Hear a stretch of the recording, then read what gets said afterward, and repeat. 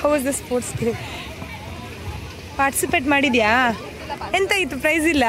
ಮಕ್ಕಳನ್ನೇ ಯಾಕೆ ಸಾಯಿಸ್ತಾರೆ? ನಾವು ಜನ್ಮ ಕೊಡೋಕೆ ರೈಟ್ಸ್ ಇದೆ ಹೊರತು ನಮಗೆ ಯಾರನ್ನು ಸಾಯಿಸೋಕೆ ರೈಟ್ಸ್ ಇಲ್ಲ. ಹಲೋ, ಎಲ್ಲರೂ ಹೇಗಿದ್ದೀರಾ? ಆರಾಮಾಗಿದ್ದೀರಾ ಅಂತ ಭಾವಿಸ್ತೀನಿ. ಇವತ್ತು ಸ್ಪೋರ್ಟ್ಸ್ ಡೇ ಶಿವಾಂಶ್ಗೆ. ಆ ಸ್ಕೂಲಲ್ಲಿ ಮಾಡ್ತಾ ಇಲ್ಲ, ಅವರು United International University sports ground ಮಧಾನಿ ಢಾಕಾ ಇಲ್ಲಿ ಕಂಡಕ್ಟ್ ಮಾಡ್ತಾ ಇದ್ದಾರೆ. ಈವೆಂಟ್ಸ್ ಜಾಸ್ತಿ ಇರುತ್ತೆ ಮತ್ತು ಮಕ್ಕಳು ಕೂಡ ಜಾಸ್ತಿ ಅಲ್ಲ. ಸೊ ಸ್ಕೂಲ್ ಗ್ರೌಂಡು ಚಿಕ್ಕದಾಗಿರೋದ್ರಿಂದ ಇಲ್ಲಿ ಮಾಡ್ತಾಯಿದ್ದಾರೆ. ನಾನು ಸ್ವಲ್ಪ ಫ್ರೂಟ್ಸ್ ಎಲ್ಲ ತೊಗೊಂಡೆ ಮತ್ತು ಬೆಳಿಗ್ಗೆ ನಾನು ಸ್ನ್ಯಾಕ್ಸ್ ಎಲ್ಲ ಕಳಿಸಿದ್ದೆ ಅವನಿಗೆ. ಆದ್ರೂ ಸ್ನ್ಯಾಕ್ಸ್ ಏನು 11 ಗಂಟೆ 10:30 ಗಂಟೆ ಸ್ನ್ಯಾಕ್ಸ್ ಬ್ರೇಕಾಗಿ ತಿಂದು ಖಾಲಿ ಮಾಡಿರ್ತಾರೆ. ನಾವಿವಾಗ ಡ್ಯೂ ಟು ಸಮ್ ರೀಸನ್ಸ್ ನಾನು ಹೋಗೋದು ಲೇಟ್ ಆಯ್ತು, 12 ಗಂಟೆ ಆಗಿದೆ ಈಗ. ಸೊ ಹಸುವಾಗತ್ತೆ ಅವನಿಗೆ ಅಂದ್ಬಿಟ್ಟು ಎಳ್ನೀರೆಲ್ಲ ತೊಗೊಂಡಿದ್ದೀನಿ. ಸೊ ಟೀಚರ್ ಆಲ್ರೆಡಿ ಕಾಲ್ ಮಾಡಿದರು, ಶಿವಾಂಶ್ದು ಮುಗೀತು, ನೀವು ಯಾವಾಗ ಬರ್ತೀರಾ?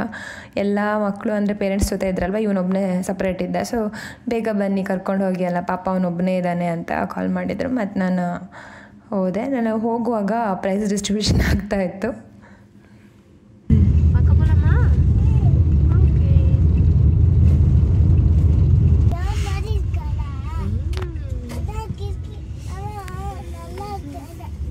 In third place is Farishta Noor Karim.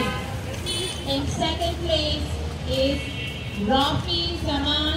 And in first place is Zell will be participating in the mixed relay race. And the participants are Inaya Ilahi Khan, Zari. ಈ videos ಎಲ್ಲ ನನ್ನ friend share ಮಾಡಿದ್ದು ನನಗೆ. ನಾನು ಬಂದಾಗ late ಆಗಿತ್ತು, ಹಾಗಾಗಿ sports day ಅಂತ ಬಂದಾಗ ನನಗೆ ನನ್ನ ಸ್ಕೂಲ್ ಡೇಸಲ್ಲಿ 100 ಮೀಟರ್ ರೇಸ್ ನನಗೆ ಸಿಕ್ಕಾಬಡೆ ಇಷ್ಟ. ಈಗಲೂ ಯಾರಾದರೂ ಈವೆಂಟ್ ಇಟ್ಟು ಬನ್ನಿ ಅಂತ ಅಂದರೆ ನಾನು ಖಂಡಿತವಾಗ್ಲೂ ಹೋಗ್ತೀನಿ. And kho kho, relay, shot put ಇದೆಲ್ಲನೂ ಇಷ್ಟ. ಜಂಪಿಂಗ್ ರೋಪ್, ಶಾರ್ಟ್ ಪುಟ್ ಇಷ್ಟ ಆಗ್ಲಿಕ್ಕೆ ಒಂದು ಕಾರಣ ಇದೆ. ಮೊದಲು ನಾನು ಶಾರ್ಟ್ ಪುಟ್ ನೋಡುವಾಗ ನಾನು ಅದು ಸಿಕ್ಕಾಪಟ್ಟೆ ವೆಯ್ಟ್ ಇರುತ್ತಲ್ಲ ಅಂತ ನಾನು ಅದು ಪಾರ್ಟಿಸಿಪೇಟೇ ಮಾಡ್ತಾ ಇರಲಿಲ್ಲ ಇತ್ತು. ಬಟ್ ನಮ್ಮ ಒಬ್ಬರು ಮ್ಯಾಥ್ ಟೀಚರ್, 7th ಒಬ್ಬರು ಮ್ಯಾಥ್ಸ್ ಟೀಚರ್ ಇದ್ದರು. ಅವರು ಸ್ವಲ್ಪ ಜೋರಿದ್ದರು ಆ್ಯಂಡ್ ತುಂಬ ಸಪೋರ್ಟಿವ್. ನನ್ನ ಹತ್ರ ಬಂದು ಲಕ್ಷ್ಮಿ ಅಂತ ಕರೀತಾರೆ ನನಗೆ. ಲಕ್ಷ್ಮಿ, ನೀನು ಪಾರ್ಟಿಸಿಪೇಟ್ ಮಾಡು ಶಾರ್ಟ್ ಪುಟ್ಟಲ್ಲಿ ಅಂತ ಅಂದರೆ ನಾನು ಇಲ್ಲ ನನಗಾಗಲ್ಲ ಸರ್, ಅದು ತುಂಬ ವೆಯ್ಟ್ ಇರುತ್ತೆ ಅಂದೆ. ಅವರು ಏನಿಲ್ಲಮ್ಮ ನಿನಗಾಗತ್ತೆ, ಟ್ರೈ ಮಾಡು ಅಂತ ಅಂದರು. ನನ್ನ ಪಕ್ಕ ಮೀನ್ಸ್ ನನ್ನ ಹಿಂದೆ ನಿಂತಿದ್ರು ಅವರು. ನಾನು ಅವ್ರು ಹೇಳಿದ್ರಲ್ಲ ಅಂತ ಮಾತಿಗೆ ರೆಸ್ಪೆಕ್ಟ್ ಕೊಟ್ಟು ಸುಮ್ಮನೆ ನಾನು ಹಾಕಿದೆ. ನನ್ನ ಕಾಲು ಪಕ್ಕನೇ ಬಿತ್ತು, ನನ್ನ ಬೆನ್ನಿಗೆ ಒಂದು ಸರಿಯಾಗಿ ಬಿತ್ತು. ಬೈದರು, ಸರ್ ಯಾಕೆ ನೀನು ಕಾನ್ಸಂಟ್ರೇಟ್ ಮಾಡಿ ಹಾಕಿಲ್ಲ, ಅವಳಿಗೆ ಇನ್ನೊಂದು ಚಾನ್ಸ್ ಕೊಡಿ, ಅವಳು ಹೈವಾಗಿ ಹಾಕ್ತಾಳೆ ಅಂತ ಅಂದರು.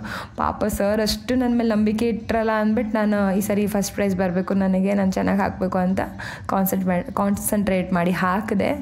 ಅದೆನ್ ಐ ಗಾಟ್ ಫಸ್ಟ್ ಪ್ರೈಸ್. ಸ್ಕೂಲೆಲ್ಲ ಮುಗಿದ ಮೇಲೆ ಸ್ಪೋರ್ಟ್ಸ್ದು ಎಲ್ಲ ಎಕ್ವಿಪ್ಮೆಂಟ್ಸ್ ಎಲ್ಲ ಇರುತ್ತಲ್ಲ ಅದೆಲ್ಲ ತೊಗೊಂಡು ಒಂದು ಕಡೆ ಪ್ಲೇಸ್ ಇತ್ತು ನಮಗೆ. ಸೊ ಅಲ್ಲೆಲ್ಲ ನಾವು ಇದು ಮಾಡ್ತಾಯಿದ್ವಿ, ಏನು ರಿಲೇ ಪ್ರಾಕ್ಟೀಸ್ ಮಾಡೋದು ಮತ್ತು ಜಂಪಿಂಗ್ ರೋಪು ಇದೆಲ್ಲ ಪ್ರಾಕ್ಟೀಸ್ ಮಾಡ್ತಾಯಿದ್ವಿ. ಸೊ ಜಂಪಿಂಗ್ ರೋಪ್ ಅಂದರೆ ಒಂದು ಟಿಕಲಲ್ಲಿ ಟ್ರೈ ಮಾಡೋದು, ನಾವು ಎಷ್ಟು ಸರಿ ಜಂಪ್ ಮಾಡಿದ್ದೀವಿ ಅಂತ ಕೌಂಟ್ ಮಾಡೋದು ಅದೆಲ್ಲ ಮಾಡ್ತಾಯಿದ್ವಿ. ಆ್ಯಂಡ್ ಅದು ಡೈಲಿ ಪ್ರಾಕ್ಟೀಸ್ ಮಾಡ್ತಾಯಿದ್ವಲ್ಲ. ಸ್ಪೋರ್ಟ್ಸ್ ಡೇ ಟೈಮಲ್ಲಿ ಸ್ವಲ್ಪ ಈಸಿ ಆಗ್ತಾಯಿತ್ತು, ಪ್ರೈಸ್ ಎಲ್ಲ ಬರ್ತಾಯಿತ್ತು. ಫಸ್ಟ್ ಪ್ರೈಸ್ ಬರ್ತಾ ಇರಲಿಲ್ಲ ನಂಗೆ, ಅದರಲ್ಲಿ ಸೆಕೆಂಡ್ ಜಾಸ್ತಿ, ಸೆಕೆಂಡ್ ಥರ್ಡ್ ಆ ಥರ ಬರ್ತಾಯಿತ್ತು. ತುಂಬ ಚೆನ್ನಾಗೆಲ್ಲ ಆಟ ಆಡೋರು ಇದ್ದರು. ಸೊ ಅದೆಲ್ಲ ಒಂದು ಚೆನ್ನಾಗಿರೋ ಮೆಮೊರೀಸ್. ಆ್ಯಂಡ್ ಸ್ಕೂಲ್ ಡೇಸಲ್ಲಿ ಆಲ್ಮೋಸ್ಟ್ ಆಲ್ ನಾವು ಕಲ್ಚರಲ್ ಆ್ಯಕ್ಟಿವಿಟೀಸಲ್ಲೇ ಜಾಸ್ತಿ ನಾವು ಆ್ಯಕ್ಟಿವ್ ಇದ್ವಿ. ಇದರಲ್ಲಿ ಓದ್ತಾ ಇದ್ವಿ ಬಟ್ ಜಾಸ್ತಿ.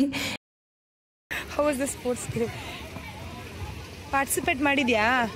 ಎಂತ ಇತ್ತು, ಪ್ರೈಸ್ ಇಲ್ಲ? ಅಯ್ಯೋ ಪಾಪ ಶಿವಾಂಶ್ ತುಂಬಾ ಬೇಜಾರು ಮಾಡ್ಕೊಂಡೆ ಪ್ರೈಸ್ ಸಿಕ್ಕಿಲ್ಲ ಅಂತ. ಊರಲ್ಲಿ ಸ್ಕೂಲಲ್ಲೆಲ್ಲ ಅವನಿಗೆ ಪ್ರೈಸ್ ಸಿಕ್ಕಿತ್ತು ಮೊದಲು ಪಾರ್ಟಿಸಿಪೇಟ್ ಮಾಡಿದಾಗ. ಇದು ಹೊಸ ಸ್ಕೂಲಲ್ಲ, ಅವನಿಗೂ ಅಡ್ಜಸ್ಟ್ ಆಗಬೇಕು ಮತ್ತು ಚಿಕ್ಕವನು. ಸೊ ನಾನು ಯಾವುದಕ್ಕೂ ಇದು ಮಾಡಲ್ಲ, ಬರ್ಡನ್ ಹಾಕಲ್ಲ, ಓದಬೇಕು ಮತ್ತು ಈ ಥರದೆಲ್ಲ ಪ್ರೈಸ್ ಸಿಕ್ಕಲೇಬೇಕು ಅಂತ. ಚಿಕ್ಕವನು, ಇನ್ನೂ ಟೈಮ್ ಇದೆ. ಫಸ್ಟ್ ಸ್ಟ್ಯಾಂಡರ್ಡು ಸೆಕೆಂಡ್ ಸ್ಟ್ಯಾಂಡರ್ಡ್ ಹೋದ್ಮೇಲೆ ಮತ್ತೆ ನೋಡೋಣ. ಆವಾಗಲೂ ಚಿಕ್ಕವನೇ ಅವನು, ಬಟ್ ಇವಾಗಂತೂ ತುಂಬ ಚಿಕ್ಕವನಲ್ವಾ. ಸೊ ಜಾಸ್ತಿ ಇದು ಮಾಡೋಕ್ಕೆ ಹೋಗಲ್ಲ ನಾವು. ಯಾಕಂತ ಅಂದರೆ ಅವ್ರಿಗೆ ಇವಾಗ ಸ್ಕೂಲ್ ಅಂತಂದರೆ ಸುಮ್ಮನೆ ಅವರು ಎಂಜಾಯ್ ಮಾಡ್ಕೊಂಡು ಬರೋದಷ್ಟೇ, ಅವ್ರಿಗೆ ಒಂದು ಎಂಟರ್ಟೈನ್ಮೆಂಟ್ ಅಷ್ಟೇ. ಏನು ಎಕ್ಸಾಮು ಅದು ಇದು ಅಂತೆಲ್ಲ ಬರ್ಡನ್ ಹಾಕಿದರೆ ಮಕ್ಕಳು ಮತ್ತು ಸ್ಕೂಲಿಗೆ ಹೋಗೇ ಭಯ ಪಡ್ಕೊಳ್ತಾರೆ. ಇನ್ನು ಪ್ರೈಸ್ ಬರಲೇಬೇಕು ಹಾಗೀಗೆಲ್ಲ ಹೇಳಬಾರ್ದು. ಆ್ಯಂಡ್ ನಿನ್ನೆ ಒಂದು ಪೇಪರಲ್ಲಿ ಒಂದು ನ್ಯೂಸ್ ಓದಿದೆ, ಸಿಕ್ಕಾಪಟ್ಟೆ ಭಯ ಆಯಿತು. ಎಂತ ಅಂದರೆ ತಂದೆ ಆದವನು 2 ಮಕ್ಕಳನ್ನು ನೀರಲ್ಲಿ ಉಸಿರು ಕಡಿಸಿ ಸಾಯಿಸಿದ್ದಾನೆ. ಯಾಕಂತಂದರೆ ಮಕ್ಕಳು ಚೆನ್ನಾಗಿ ಓದಲ್ಲ ಅಂದ್ಬಿಟ್ಟು, ಮತ್ತು ಫೀಸ್ ಏನೋ ಕಟ್ಟೋಕ್ಕೆ ದುಡ್ಡಿಲ್ಲ ಅಂದ್ಬಿಟ್ಟು ಏನೋ ರೀಸನ್ಗೆ. ಯಾಕೆ ಈ ಥರದ್ದೆಲ್ಲ ಮಾಡ್ತಾರೋ ನನಗೆ ಗೊತ್ತಿಲ್ಲ. ಅವ್ರಿಗೆ ಸಾಕೋಕ್ಕಾಗಿಲ್ಲ ಅಂತ ಅಂದರೆ ಮಕ್ಕಳನ್ನೇ ಯಾಕೆ ಸಾಯಿಸ್ತಾರೆ? ಅದು ನಾವು ಜನ್ಮ ಕೊಡೋಕ್ಕೆ ರೈಟ್ಸ್ ಇದೆ ಹೊರತು ನಮಗೆ ಯಾರನ್ನು ಸಾಯಿಸೋಕ್ಕೆ ರೈಟ್ಸ್ ಇಲ್ಲ. ಸೊ ಮಕ್ಕಳನ್ನ ಸಾಕೋಕ್ಕಾಗಿಲ್ಲ ಅಂತಂದರೆ ಅವರು ಅನಾಥಾಶ್ರಮಕ್ಕೆ ಬಿಟ್ಟು ಬರಲಿ. ಅದನ್ನು ಬಿಟ್ಟು ಪಾಪ ನನಗೆ ನನ್ನ ಹಸ್ಬೆಂಡ್ ತೋರಿಸಿದ್ರು ನಂಗೆ ನೋಡೋಕ್ಕೂ ಆಗ್ತಾಯಿಲ್ಲ, ಅಷ್ಟು ಬೇಜಾರಾಯಿತು. ಯಪ್ಪ ಆ ಮಕ್ಕಳು ಏನು ಮಾಡಿದ್ದಾರೆ? ಓದಬೇಕು ಎಲ್ಲರ ಥರನೂ ಒಂದೇ ಥರ ಇರಲ್ಲ. ಬಟ್ ಆ್ಯಸ್ ಅ ಪೇರೆಂಟ್ಸ್ ಆಗಿ ನಮಗೆ ಇರುತ್ತೆ ರೆಸ್ಪಾನ್ಸಿಬಿಲಿಟಿ, ಸಿಟ್ಟು ಬರುತ್ತೆ ಮಕ್ಕಳು ಓದಿಲ್ಲ ಅಂದರೆ. ಬಟ್ ಈ ರೇಂಜಿಗೆ ಯಾರೂ ಮಾಡಲ್ಲ. ಎಷ್ಟು ಚೆನ್ನಾಗಿ ಮಕ್ಕಳಿಲ್ಲ ಅಂತ ಎಷ್ಟು ಕಷ್ಟಪಡ್ತಾರೆ. ಅಂಥದ್ರಲ್ಲಿ ಇವರೆಲ್ಲ ಯಾಕೆ ಈ ಥರ ಎಲ್ಲ ಯಾಕೆ ಯೋಚನೆ ಮಾಡ್ತಾರೋ ಗೊತ್ತಾಗಲ್ಲ. ತುಂಬ ಬೇಜಾರು ಅನಿಸುತ್ತೆ.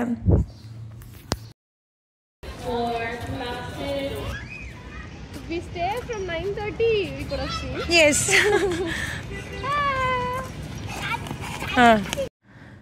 ಈವೆಂಟ್ ಎಲ್ಲ ಮುಗೀತು, ಇವಾಗ ಮನೆಗೆ ಹೋಗ್ತಾ ಇದ್ದೀವಿ. ಓಕೆ ಗೈಸ್, ಮತ್ತೆ ಸಿಗ್ತೀನಿ. ಬಾಯ್, ಟೇಕ್ ಕೇರ್.